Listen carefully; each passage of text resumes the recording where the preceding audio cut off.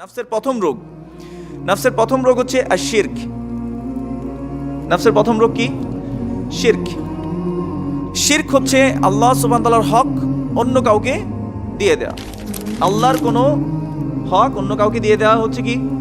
শিরক। যেটা আল্লাহ পাওয়ার কথা সেটা আল্লাহ ছাড়া অন্য কাউকে দিলেই সেটা কি হবে? শিরক হবে। এটা হচ্ছে অন্তরের রোগ। রাসূলুল্লাহ সাল্লাল্লাহু আলাইহি ওয়াসাল্লাম আমাদেরকে একটা হাদিসের মধ্যে জানিয়ে দিয়েছেন যে ইন্না আখওয়াফা মা আখাফু আলাইকুম আশ-শিরকুল আসগর। আমি তোমাদের ব্যাপারে যে বিষয় সবচেয়ে বেশি ভয় পাই সেটা হচ্ছে আশ-শিরকুল আসগর, ছোট শিরক। কিলা ইয়া রাসূলুল্লাহ ওয়া মা আশ-শিরকুল আসগর, ছোট শিরক এটা কি জিনিস? তখন তিনি বলেছেন আর-রিয়া। শিরক হচ্ছে কি? রিয়া, লোক দেখানো। রিয়ার আরেকটা ফর্ম হচ্ছে আস-সুমআ, শোনানো। কাউকে কোনো কিছু কি করা? শোনানো। কোনো একটা কাজ করেছে এটা শোনানো, এটাও একটা নাফসের রোগ।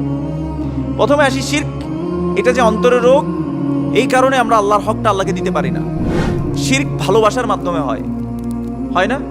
আল্লাহ সুবহানাহু ওয়া তাআলা সূরা বাকারার মধ্যে কি বলেছেন? ওয়া মিনান নাসি মান ইয়াত্তাখিযু মিন দুনিল্লাহি আনদাদা ইউহিব্বুনাহুম কাহুব্বিল্লাহ। মানুষের মাঝে কিছু এমন মানুষ আছে যারা আল্লাহকে বাদ দিয়ে আল্লাহর মতো করে অন্যদেরকে কি করে? ভালোবাসে। তাহলে ভালোবাসায় কি আছে? শিরক আছে। আল্লাহ বলছেন ওয়াল্লাযীনা আমানু আশাদ্দু হুব্বাল লিল্লাহ, যারা ঈমানদার তারা খুব বেশি কাকে ভালোবাসে? আল্লাহকে ভালোবাসে। তাহলে সবার আগে ভালোবাসতে হবে কাকে? আল্লাহকে। এই জন্য এই শিরক, অন্তরের প্রথম রোগ হচ্ছে শিরক। এটা থেকে বাঁচতে হলে আল্লাহর হক সম্পর্কে জানতে হবে। আল্লাহর হক যাতে আমি অন্য কাউকে দিয়ে না দেই, এই জন্য আল্লাহ সম্পর্কে আমি এক একটা রোগ বলবো এবং সাথে সাথে এই জিনিসটাও বলে যাবো আর কি ইনশাআল্লাহ। তাহলে শিরক থেকে বাঁচতে হলে কি করতে হবে? শিরকের অপোজিট হচ্ছে তাওহীদ। শিরকের অপোজিট কি? তাওহীদ। তাহলে তাওহীদ সম্পর্কে জানতে হবে। আমার তাওহীদ যদি ঠিক হয়, আমার অন্তর থেকে শিরক অটোমেটিক চলে যাবে।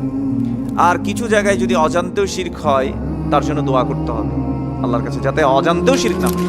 আল্লাহুম্মা ইন্নী আউযু বিকা আন উশরিকা বিকা ওয়া আনা আ'লাম ওয়া আস্তাগফিরুকা লিমা লা আ'লাম। হে আল্লাহ, আমি তোমার কাছে জানা শিরক থেকে আশ্রয় চাই এবং যেগুলো জানি না এমন শিরক থেকেও তোমার কাছে কি চাই? পানা চাই। পারবো তো ইনশাআল্লাহ করতে? আরবি না জানলে বাংলায় অন্তত করবো। আল্লাহ, তোমার কাছে আমি জানা শিরক থেকে এবং অজানা শিরক থেকে আমরা কি করি? আশ্রয় চাচ্ছি। এভাবে করে আমরা দোয়া করতে পারি। আর হিসনুল মুসলিমে এই দোয়াটা পাবেন আপনারা। যে দ্বিতীয় রোগ অন্তরে, সেটা হচ্ছে আশাক অথবা শুবহাত, সন্দেহ পোষণ করা।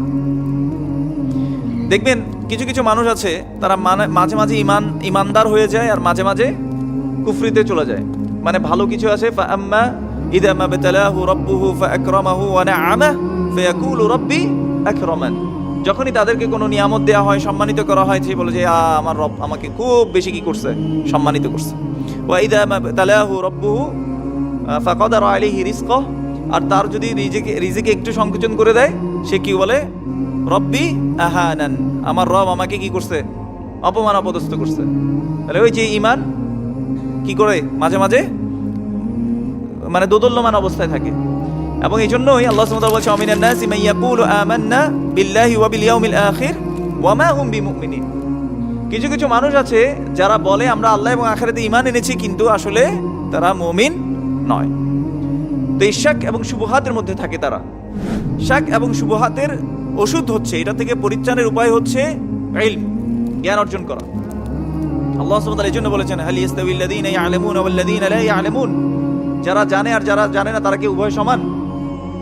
সেই হাদিসের মধ্যে রাসূলুল্লাহ সাল্লাল্লাহু আলাইহি ওয়াসাল্লাম থেকে আমরা জানতে পারি যে রাসূল সাল্লাল্লাহু আলাইহি ওয়াসাল্লাম বলেছেন সায়াতি আলান নাসি সানাওয়াতুন খাদ্দাআত, মানুষের কাছে কিছু ধোঁকার বছর আসবে। কিসের বছর? ধোঁকার কিছু বছর, মানে ধোঁকা দিবে মানুষ একজন একজনকে। ইউসাদ্দিকু ফিহাল কাযিব ওয়া ইউকাযযিবু ফিহাস সাদিক। রাসূলুল্লাহ সাল্লাল্লাহু আলাইহি ওয়াসাল্লাম বলেছেন সত্যবাদীদেরকে মিথ্যাবাদী মনে করা হবে এবং মিথ্যুকদেরকে সত্যবাদী মনে করা হবে। ওয়া ইউতামানু ফিহাল খাইন ওয়া ইউখাওয়ানু ফিহাল কাযিব। আমানতদারদেরকে খেয়ানতকারী মনে করা হবে, খেয়ানতকারী হিসেবে গণ্য করা হবে, এবং খেয়ানতকারীদেরকে আমানতদার হিসেবে গণ্য করা হবে। তো এটা হচ্ছে আমাদের অবস্থা। আজকে আমরা এই দ্বিধাদ্বন্দ্বে পড়ে গেছি, শুবহাত শাক এগুলোর মধ্যে পড়ে গেছি। তো কি করতে হবে? আমাদেরকে ফিরে যেতে হবে কিসের দিকে? কোরআন এবং সুন্নাহর দিকে এবং ইলমের দিকে ফিরে যেতে হবে। ইলম হচ্ছে নূর। এই নূর সকল অন্ধকারকে কি করে দেয়? একেবারেই দূর করে দেয়। এটাকে একদম দূর করে আমাদের কাছ থেকে সরিয়ে দেবে। এজন্য শাক শুবহাত এগুলো আসে কল্যাণ ইলমের কারণে, জ্ঞানের দৈন্যতার কারণে, জ্ঞানের কমতির কারণে শাক শুবহাত সৃষ্টি হয়। দ্বিতীয় যে রোগ সেটা হচ্ছে হাসাদ, হিংসা। তারপর হচ্ছে গিল, আরো কয়েকটা রোগ বলে ফেলে একসাথে। রেষারেষি করা, মানে যেটাতে আমার অন্যের সাথে দেখবেন যে কিছু মানুষ এমনি এমনি ঝগড়া করে, বিনা কারণে ঝগড়া করতে চায়। হ্যাঁ, তারপরে দেখবেন যে কিছু মানুষ দেখবেন যে কোনো কারণ ছাড়াই ঝগড়া লাগতে চায়, মানে কিছু মানুষ ঝগড়াটে মানুষ এরকম ঈর্ষার কারণে। তারপর হাসাদ, হিংসা, এগুলো হচ্ছে অন্তরের রোগ।